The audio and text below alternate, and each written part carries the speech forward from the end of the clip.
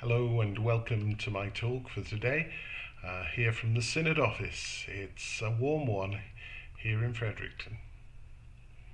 I have no idea why, but the President of the United States who fascinates me the most is Harry S. Truman.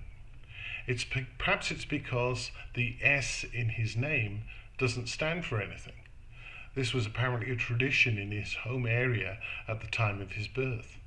Maybe I like him because he saw himself as the accidental president. He succeeded Franklin D. Roosevelt through a very strange set of circumstances. Or it could be due to the fact that he was always seen as the underdog, but did some pretty remarkable things as he led the United States out of the Second World War. In the 1948 presidential election, Truman's main rival was Thomas E. Dewey, the then governor of New York State. No one expected the president to win. He was way behind in the polls up until election day. I'm currently reading a book called Dewey Defeats Truman. On the cover is a picture of Truman holding up a newspaper bearing that headline and smiling broadly. It's one of the most famous newspaper headlines in history. The Chicago Daily Tribune had decided that Truman could not possibly win, and when the first news of the poll came out, they printed on their front page what was actually wrong. Later it became evident that Truman had won, hence holding up the newspaper with a broad grin. I won't go into the details of how Truman managed to pluck victory from the jaws of defeat, and I certainly wouldn't endorse all his methods. But perhaps there are a couple of things we can learn from him.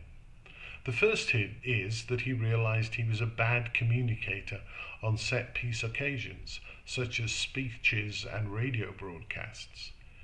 He was not a highly educated man like his predecessor Roosevelt, who had invented the presidential fireside chat on the newly emerging medium of radio. He could not come up with FDR's pithy phrases like the only thing to fear is fear itself. He recognized the issue and did something about it. He undertook what became known as a whistle-stop tour. He crisscrossed the country on a train, stopping regularly in small and large communities to speak to the people who gathered, and he spoke to them from the platform of the rear carriage of his train.